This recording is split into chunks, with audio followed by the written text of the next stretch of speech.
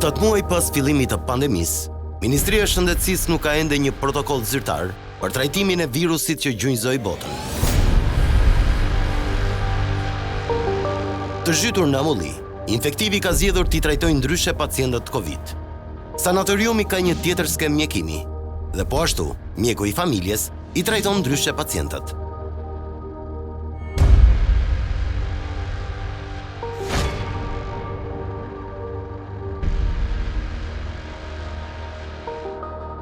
Kamera e Top Story udhtoi drejt një spitali në Itali, ku janë trajtuar disa pacientë me shumë influencë në vendin tonë. Aty ka një protokoll dhe më tepër transparencë. Ndërkohë, një biznes i ri me virusin e Covid është ngritur. Miliona lekë shpenzohen për ilaçe dhe infermierë që trajtojnë në shtëpi pacientët e prekur me Covid. Jurgeni si është? Jurgeni mirë është. Kanë temperaturë? Jo, s'ka pas temperaturë. Po se unë i qik malenja me unë afriti. Edhe Danieli asnjë shenjë nuk ka? Temperaturë edhe kohë, dietyti, diare? Danieli ka lojë temperaturën edhe kohë. Po se unë i kom pas këto edhe dhe nuk i ka lojë. Po 7 ditë kisha mjekimin tani. Po 7 ditë më kanë të mjaftueshur. Do vazhdojsh të mjaftueshje. Të më të do vish. Jo, do vish këtu një, nuk do vazhdojsh me të do vish këtu. Do bëjmë një analizë zjarë, po të shikojmë, do diskutojmë çfarë mund të bëjmë për votutje. Edhe si do jesh ti, se mund të jesh më mirë deri pas nesër, edhe të vazhdosh me mjekimin. Që prej disa muajsh, mëngjeset e Bruna Shirokës, drejtoreshe e qendrës shëndetësore numër 3 në Tiranë, nisin duke telefonuar 10 pacient me Covid, për të cilët ajo kujdeset. Me sanktit për shifrat e të infektuarve që rriten çdo ditë dhe frikës nga spitalet, një pjesë e madhe e pacientëve Covid refuzojnë të shtrohen duke zgjedhur të trajtohen në shtëpi. Aktualisht, Shqipëria ka mbi 6.000 persona pozitiv, por vetëm 250 prej tyre po marrin shërbim të specializuar në spitalet Covid. Të tjerët kërkojnë shpëtim tek mjeku i familjes.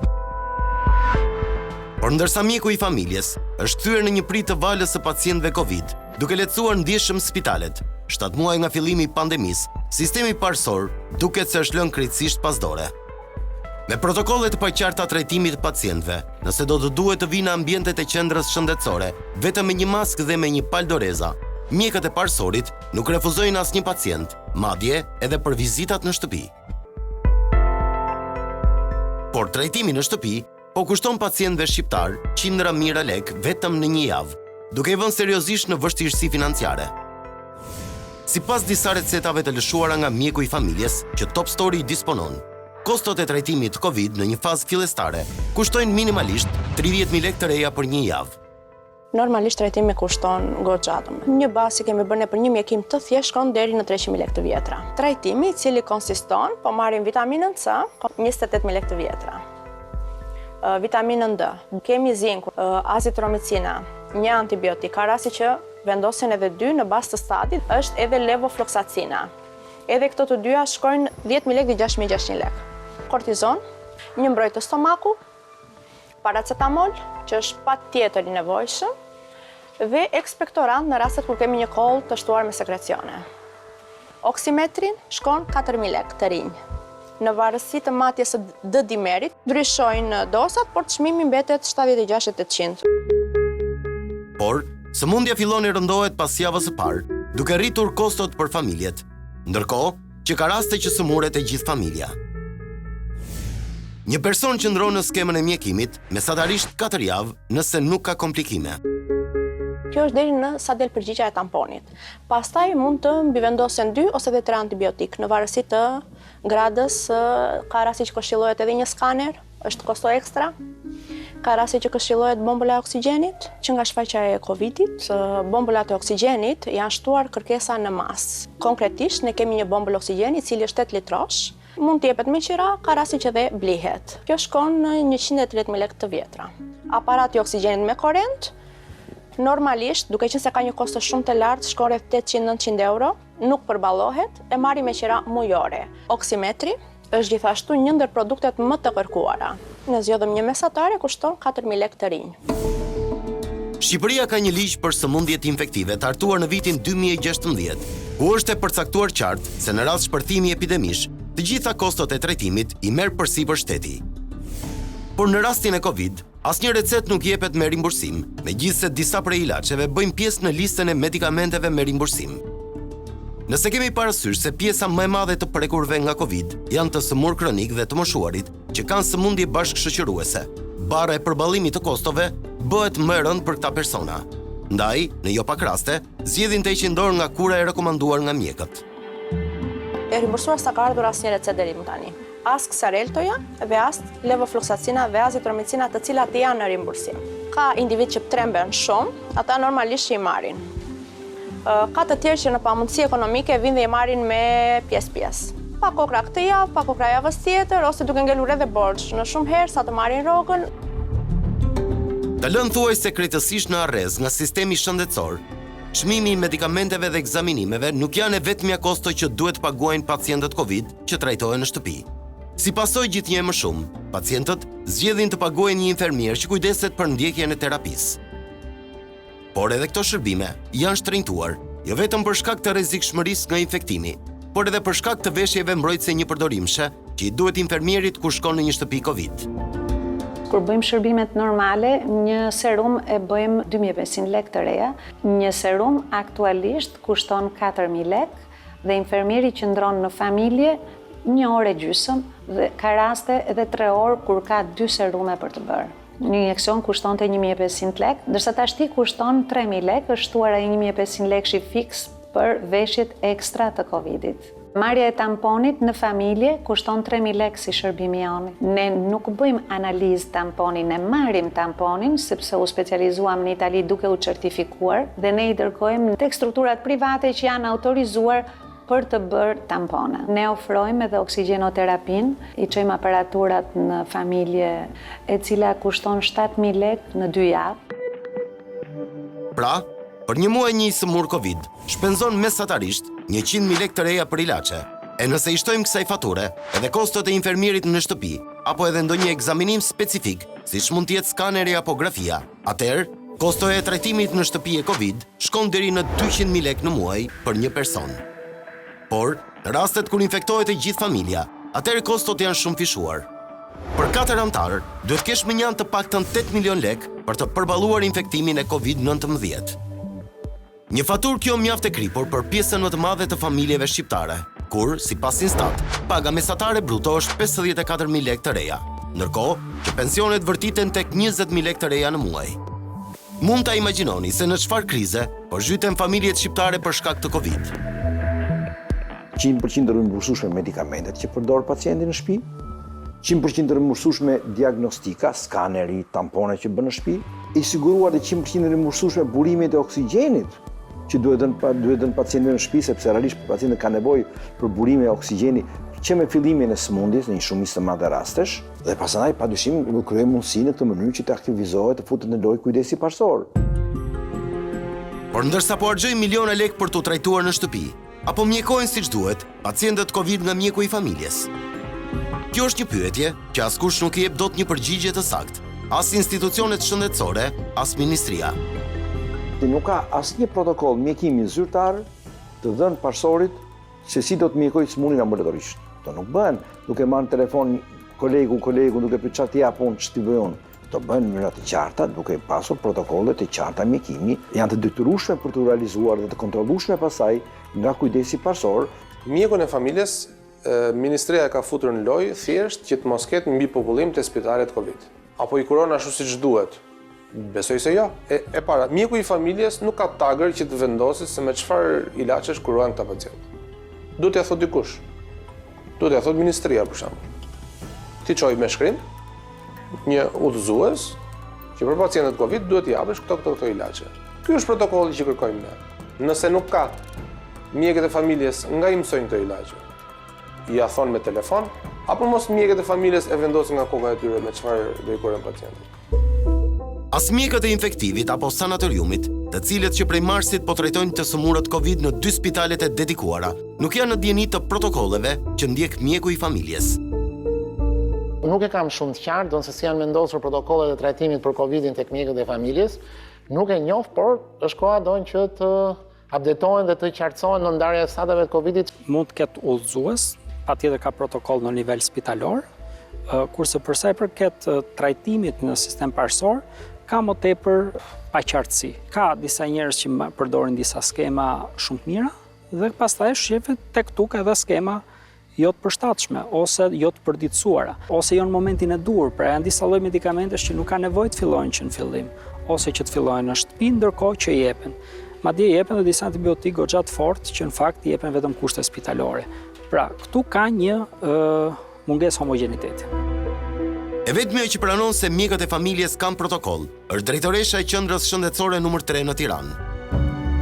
Nuk ndodh dhe nuk ka ndodhur që në kryet herës kemi patur të përditësuara protokollet. Çdo hap që është bërë në drejtim të trajtimit pacientit ka hapat përcaktuara në protokoll, të cilat janë përditësuar qoftë nga Ministria e Shëndetësisë, qoftë nëpërmjet kërkesave që janë bërë nga shërbimi parësor dhe realizuar trajtimin me shërbimin spitalor të sëmundjeve infektive apo të sëmundjeve pulmonare. Edhe këtu ka pak një anolli, ka një mbi-mjekim ose një mjekim të tepruar nga mjeku i familjes, sepse dhe Covidi, po themi një pacient që ka vetëm thjesht temperaturë apo pak gricje fyti nuk kapse mjekohet me antibiotik. Antibiotiku këshillohet vetëm në rastin e pneumonisë për të penguar mbi vendosjen e një infeksioni bakterial që mund ta përkeqësojë dhe kryesisht për pacient spitalor. Mjeku i familjes do duhet që të bëjë një vlerësim real të gjendjes së një pacienti, sepse vinë raste të cilët janë raste të mesme ose të rënda. Ndoshta po që se mund të vinë raste disi më shpejt se sa kaq, edhe shanset për të bërë një punë akoma më intensive dhe më me sukses do të ishin më të mëdha.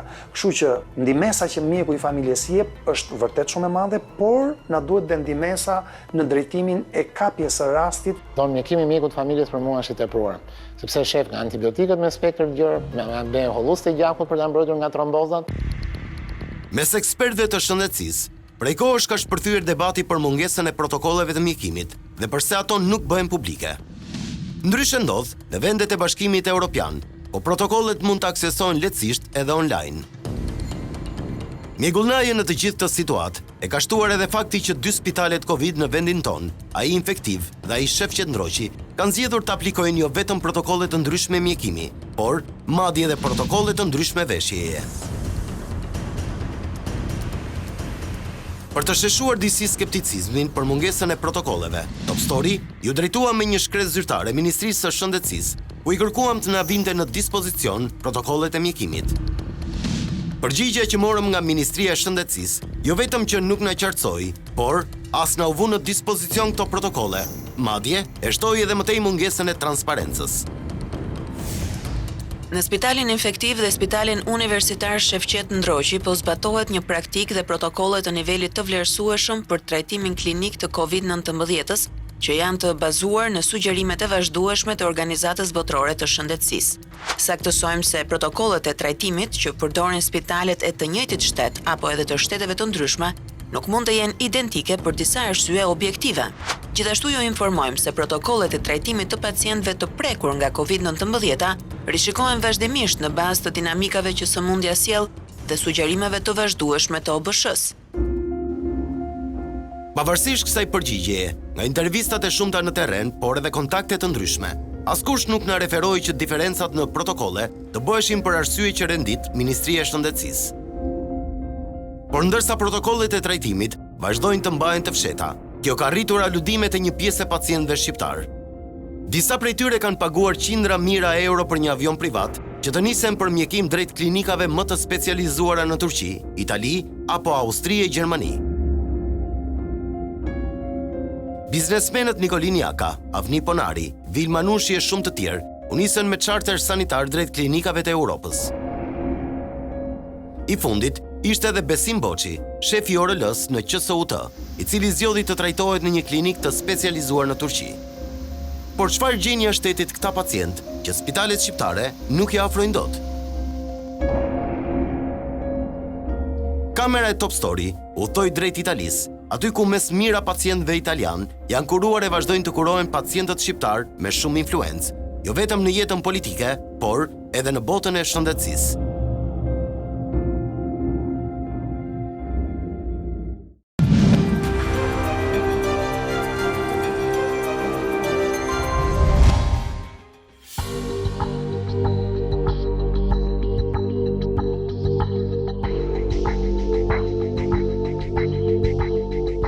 Instituti Klinik Casal Palozzo është njëri nga 14 strukturat Covid që aktualisht janë të hapura në rajonin e Lazios. I njohur ndryshe si Spitali Covid-3, ai është një strukturë private specializuar në kardiokirurgji, por që nga 18 marsi, me një vendim të qeverisë italiane është kthyer në Spitalin Covid-3.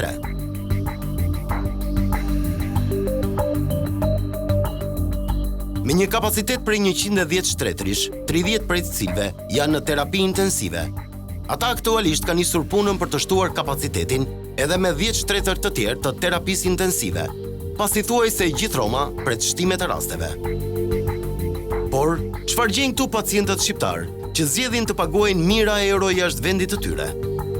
Io non conosco con precisione l'assetto sanitario albanese, quindi parlo di esperienza vissuta tra l'altro di personaggi che conoscono molto bene il governo albanese, le strutture albanesi, gente che può permettersi anche cure di diverso tipo. Quello che mi è stato riferito è che in Italia loro hanno la sicurezza di avere professionisti esperti realmente di Covid, punto primo. E in questo mi sento di dire quello che pensa tutto il mondo. L'Italia, nella sua disgrazia, si è creata una cultura e un know-how unico al mondo nel Covid. Gli altri stanno copiando il modello italiano, quindi abbiamo medici che stanno adottando protocolli medici per le cure altamente qualificanti.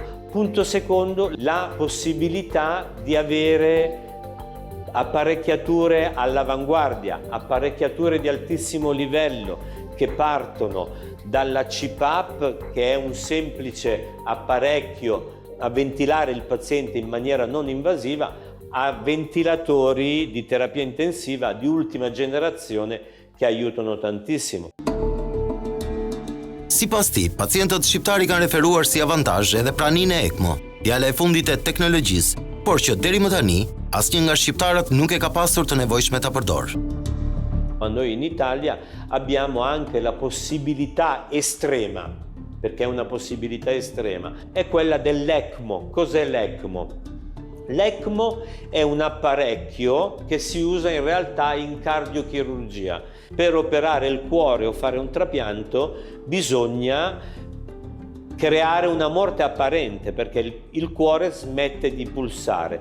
Quindi il sangue viene portato fuori dal corpo e viene messo in una macchina apposta che ossigena il sangue al posto del polmone e del cuore. In casi molto gravi noi riusciamo anche a bloccare tutto questo e a far fare questo lavoro a questa macchina. I rezervuar në dhënien e informacionit rreth pacientëve shqiptar që kanë marrë trajtim në këtë klinik, por edhe mënyrën se si funksionon sistemi shëndetësor shqiptar. Ai rrëfen një episod që i ka ndodhur me 2 pacientët e tij shqiptar me shumë influencë në Tiranë. I pazienti ad oggi che sono arrivati dall'Albania sono tutti guariti e sono tutti tornati in Albania guariti.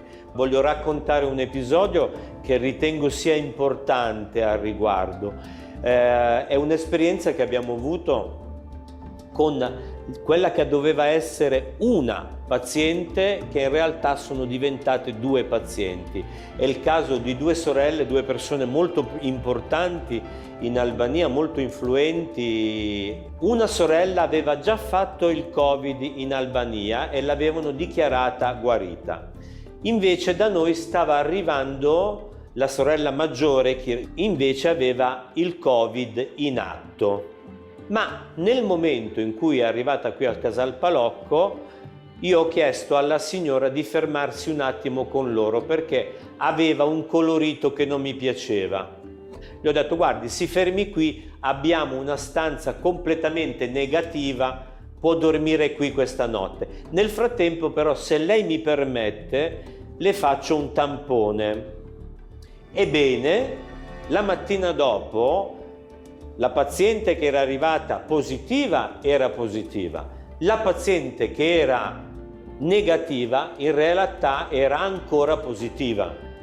Questo cosa vuol dire? Vuol dire che il tampone molecolare, quello che si fa nel naso e nella bocca, è assolutamente importante essere capaci di farlo. Un tampone fatto male non solo dà un risultato falso, rischia di creare un personaggio che in realtà è positivo e va in giro ad infettare gli altri.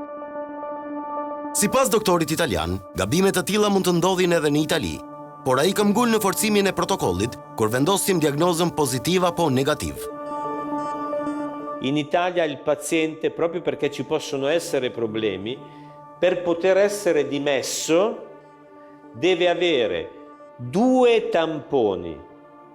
Un tampone per esempio fatto oggi, un tampone fatto domani e un esame sierologico sul sangue che ci dica che è negativo. Questo è quello che ci dà la certezza, perché un tampone sbagliato ci può essere, sì, assolutamente sì, ma 2 tamponi sbagliati c'è qualcosa che non va, o chiudiamo l'ospedale o mandiamo a casa gli operatori. Por duket se Covidi nuk është aq i lehtë të luftohet as për te Adriatikut.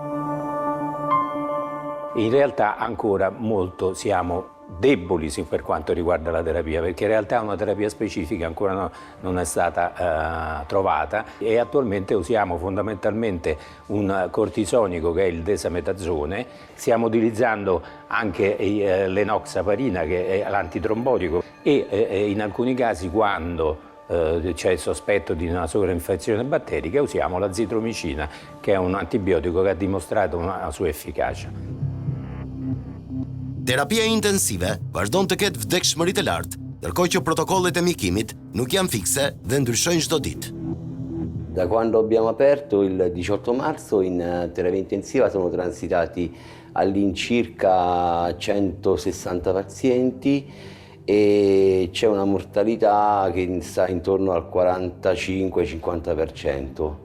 Il resto dei pazienti è stato dimesso prima in subintensiva e poi in medicina.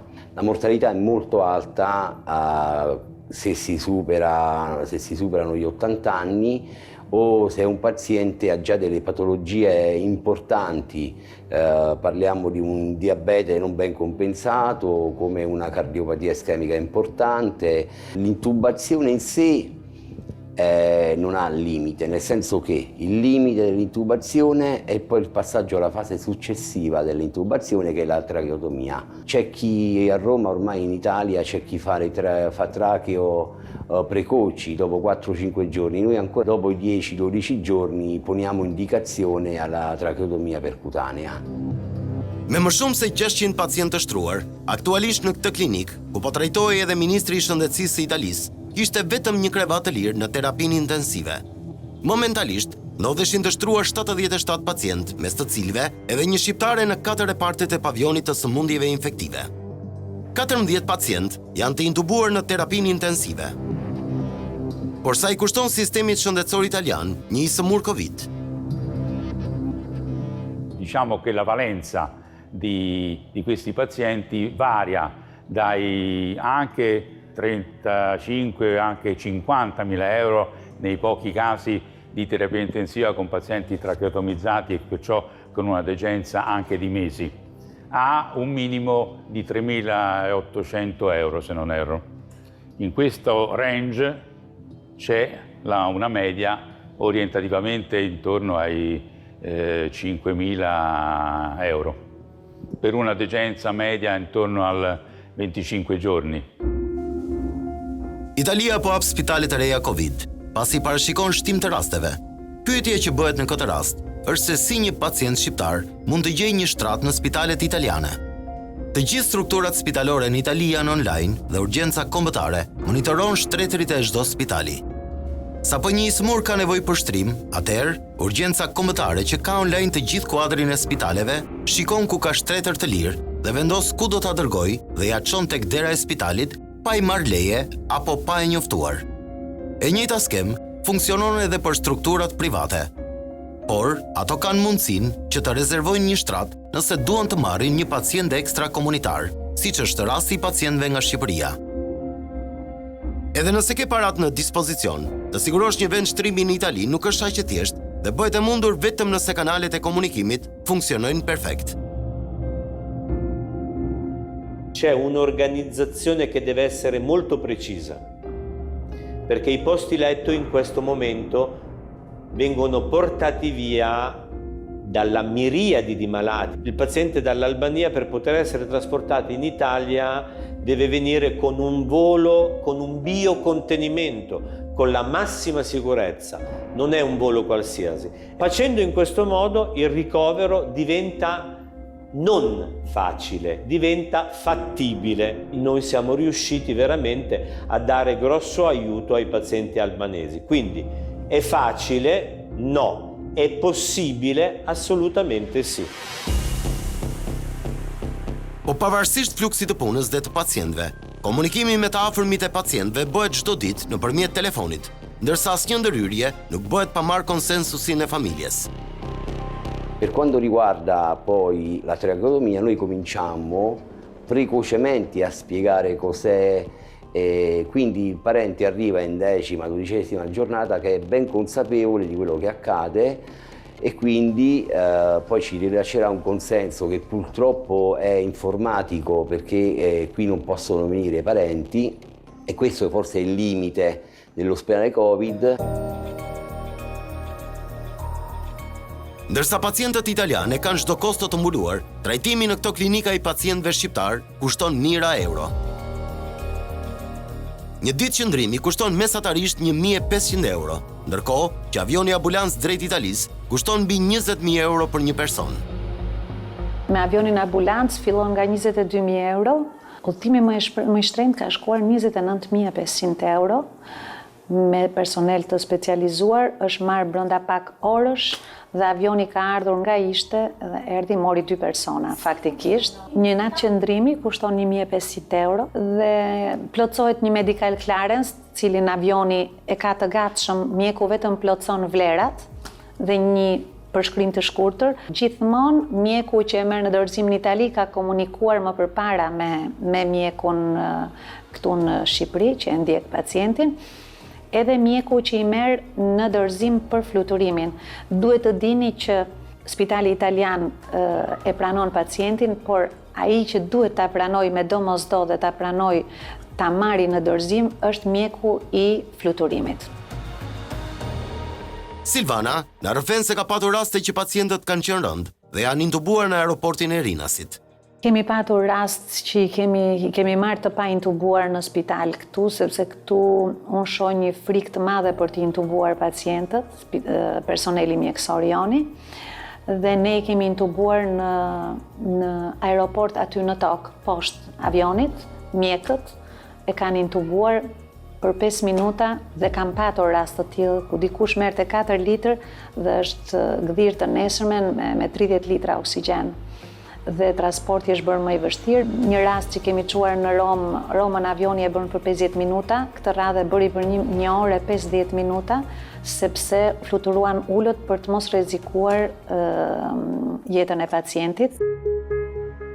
Të vetëdijshëm me mundësinë e sistemit shëndetësor në Shqipëri, një pjesë e mjekëve shqiptar e lidhin këtë ikje drejt spitaleve të huaja me infrastrukturën që u ofrohet.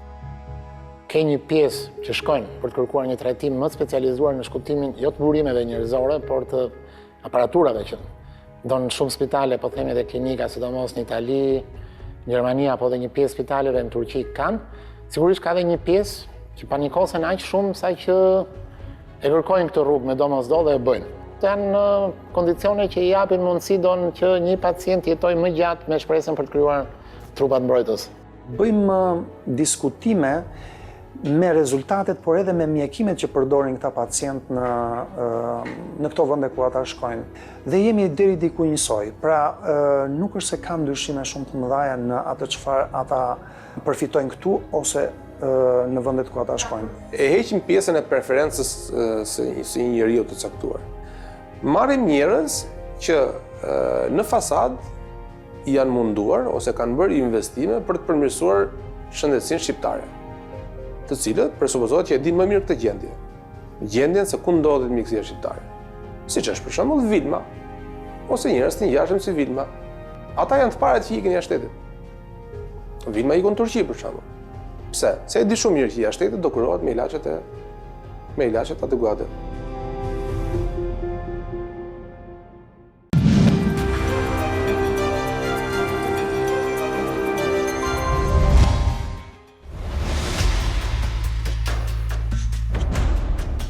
Me sanktit për shifrat e të infektuarve që rriteshin çdo ditë dhe kakofonisë e informacionit, opinioni publik shqiptar u trondit këtë fillim shtatori, kur pacienti Hasan Mira, 65 vjeç, vendosi të jepte fundjetës, duke u hedhur nga kati 4 i spitalit Shefqet Ndroqi, ku ishte shtruar vetëm 24 orë më parë. Ky akt vetë flijimi rriti tensionet jo vetëm mes familjarëve që kishin aktualisht një person të infektuar me Covid, por edhe shtoi mjegullnajën rreth asaj se çfarë po ndodh me pacientët Covid. Por ndërsa ngjarja mori vëmendjen e të gjithë opinionit publik, filloi të qarkullonte edhe lajmi se 65 vjeçari vuante më parë nga depresioni, një lajm që u ushqy edhe nga një deklaratë dyshimt e vetë spitalit një ditë pas ngjarjes. Ju informoj se 65 vjeçari ishte i shtruar me pneumonit të shkaktuar si pasojë e SARS-CoV-2 dhe po trajtohej prej vetëm 24 orësh në spitalin tonë me terapinë e mjekimit për simptomat e COVID-19, si dhe shqetësimet psikologjike duke u asistuar nga stafi mjekësor. Por familjarët dhe mjekja e familjes së Hasan Mirës mohojnë që ai më parë të ketë pasur shqetësime të shëndetit mendor.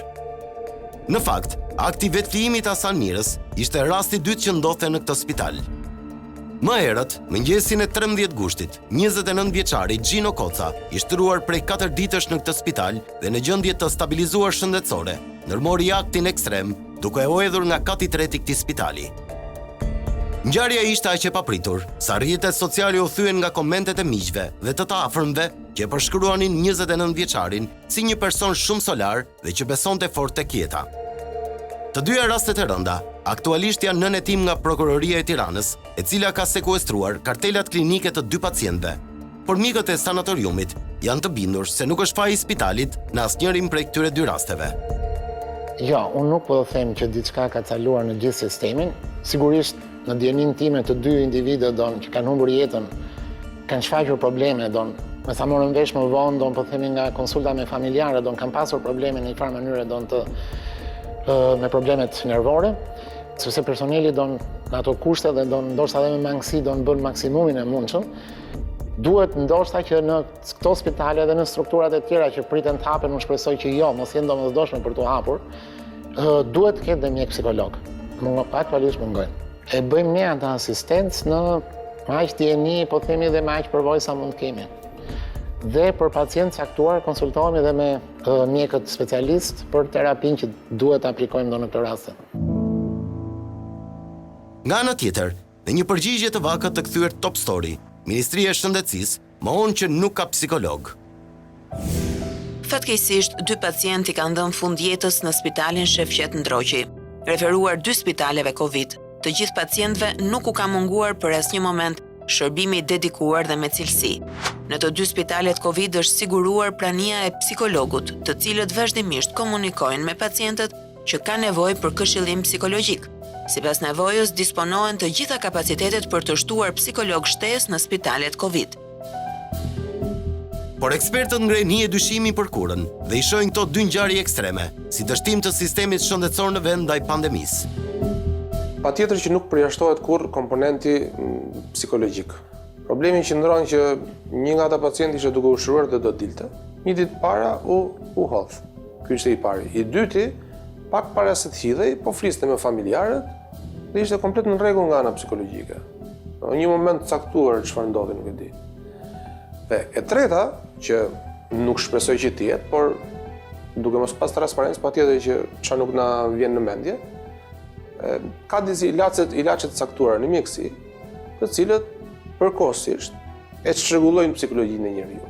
Duke mos ditur çfarë ilaçesh i japin këtyre lloj pacientëve, ne nuk gjykojmë dot që kjo psikologji e rënduar erdhi përkohësisht nga këto ilaçe që po marrin, dhe prandaj u hodhën, apo ishte thjesht komponenti psikologjik. Tani, do të flasim për shpenzimet e shëndetësisë gjatë kohës së pandemisë.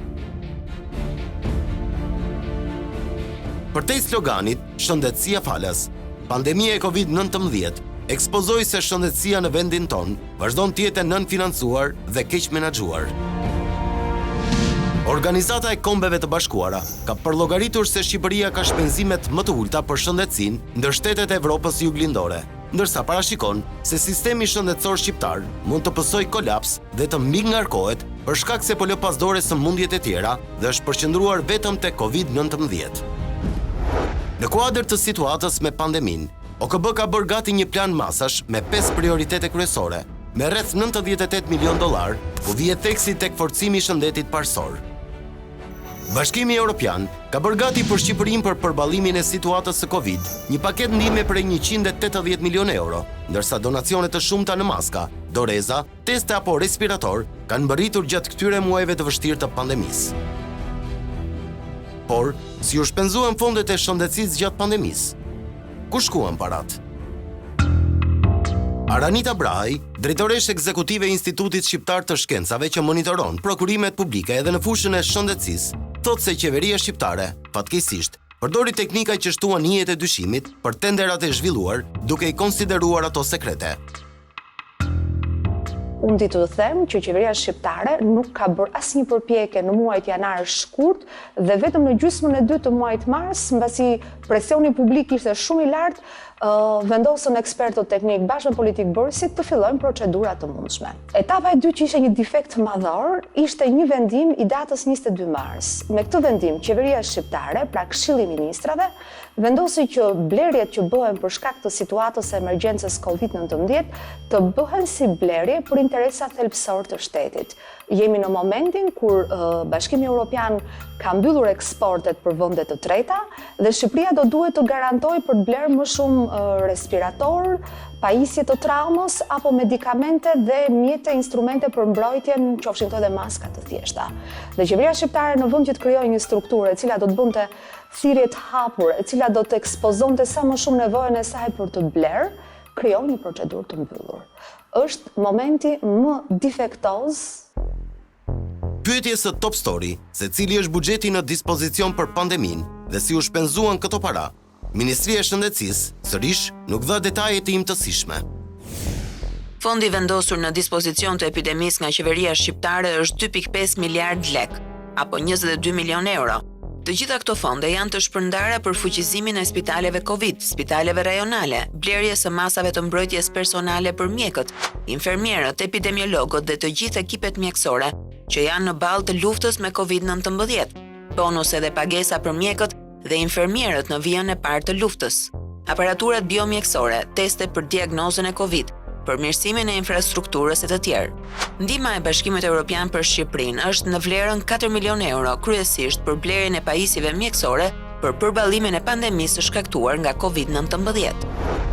Me një buxhet prej afërsisht 62 miliard lek për vitin 2020, janë shpallur që nga janari e deri më tani një total prej 1088 tendera, por vetëm gjysma e tyre, 570 tendera, janë finalizuar me sukses me një buxhet prej 3.9 miliard lekësh. Vetëm për Covid, që kanë si objekt blerjen e materialeve të ndryshme mbrojtëse, medikamente apo dhe respirator, janë shpallur 83 tendera me vlerë 1.7 miliard lek dhe është lidhur kontrata me 42 prej tyre me një vlerë prej 520 milion lekësh.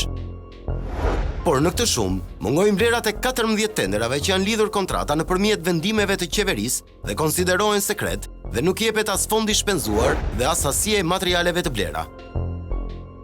Një ndër tenderat më të diskutuar ishte ai për respiratorët. Ndërsa Ministria e Shëndetësisë thotë se ka shtuar kapacitetet me 50%, Aranita Brahaj shpreh se shumica janë donacione, pasi vetë Ministria nuk arriti të blejë thuajse asgjë. Nëse i referohemi pagesës së thesarit, për këtë tender, qeveria shqiptare ka paguar vetëm 8.3 milion lek, por nuk dihet se sa respirator ka mundur të sigurojë nëpërmjet tij. Mbas kaq kohësh, ne nuk kemi asnjë transparencë se sa ka arritur qeveria shqiptare të garantojë nga këto pajisjet e terapive intensive. Dim që numri është rritur, pra ka arritur deri ke 240 shtretër të terapisë intensive, ka zëra që mund të ketë shkuar dhe 260, por e vëm shumë në pikpyetje që mundet përmes procedurës së prokurimit publik të ketë garantuar qeveria shqiptare një pajisje të tillë. Këto procedura sekrete nuk kanë funksionuar. sepse ne shohim që janë bler pajisje të ndryshme, po për paktën për pjesën e respiratorëve, ato kanë qenë shumë të kufizuara, me numra edhe kërkesa ka qenë shumë e vogël. Edhe ekspertët e shohin me dyshim mungesën e transparencës për parat në shëndetësi gjatë pandemisë. Një tjetër problem që doli në pa gjatë pandemisë ishte mungesa e stafit mjekësor. Me pagën më të ulët në rajon, mjekët shqiptar kanë gjetur parajsën kryesisht në Gjermani, duke bërë që një nga degët më të kërkuara, siç është mjekësia, të braktiset.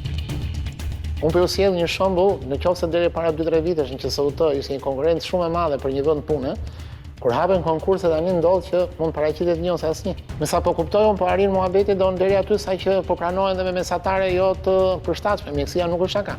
Dhe ky është pasojë e gjithë këtyre 30 viteve. Kjo është këmbën alarmi në momentin që studentët e mjekësisë, por jo vetëm të mjekësisë, edhe të studentët e infermierisë dhe punonjësit e tjerë shëndetësor, deri në këto momente po e shikojnë zgjidhjen e jetës tyre jashtë vendit. Dhe kjo është, për mendimin tim, është fatkeqësi. Që të kthehet kjo në të mirën tonë, pra që ata ta shikojnë veten pikërisht këtu, do duhet që të ndryshojnë këtë lloj politikash. Për fushën që e di mirë, në aspektin e infektivit, kemi pasur këtë vit 15 kuota për specializantë. Pranuan që të vinin vetëm 7 veta, prej këtyre 7-ve vetëm 2 pranuan që të vazhdojnë këtë lloj specializimi. Rritja e pagave duhet kuptojnë që ne jemi vendi në rajon, unë nuk po bëj tani krahasim me vendet e Bashkimit Evropian, sepse duhet jeni edhe pak realist për kushtet ekonomike që ne kemi, por ne jemi vendi në rajon ku personeli shëndetësor është më pak i paguar. Kur ndërkohë diku nga viti 2010, më mos gaboj, 2012, personeli shëndetësor paguaj më shumë se në Maqedoni dhe më shumë se sa në Kosovë. Ndërkohë që ju e dini për shembull që mjekët tani specialistët në Kosovë paguajnë me 1200 euro në muaj. Kurse mjeku specialist në Shqipëri është diku ke 450 deri në 500 euro. Kryeministri ka folur për një rritje 40% pagës personelit shëndetësor, që quhet një rritje shumë e madhe, don sipas qeverisë. Por unë doja dija, dua të sqarohesh a ky 40% është mbi pagën bazë, apo do jetë 40% mbi atë që secili merr, po themi duke shtuar pjesësinë punë, specialitetin e gjithë. Sepse po që mbi pagën bazë bëhet fjalë për 50-60.000 lekë të vjetra në muaj. Jo vetëm në rajon. Unë nuk e di nëse ekziston në Afrikë një pagë e tillë, pra ne jemi të krahasueshëm me Afrikën, por sido që të jetë, nëse unë do bëj krahasime me këta, bëj krahasimin. Ta marr me Shtetet e Bashkuara të Amerikës, ta marr me vendet perëndimore të Europës, ta marr me vendet lindore të Europës, pra në të gjitha rastet ne kemi një pagë shumë të ulët. Pse mos jemi të paguar ose të barazvlefshëm, ose në mos nuk jemi baraz me një Amerikan, po le të jemi me një Rumun, të jemi me një Bullgar, të jemi me një të shteteve socialiste. Ky dokumentar ishte një bilanci i asaj që ka shkaktuar virusi COVID-19 në Shqipëri, në aspektin social dhe financiar. Ne krahasuam kushtet e trajtimit të pacientëve në Itali me ata që kurohen në spitalet shtetërore në vendin tonë. Ishte një përpjekje për të sjellë transparencë në këtë errësirë që ka shkaktuar virusi vdekjeprurës.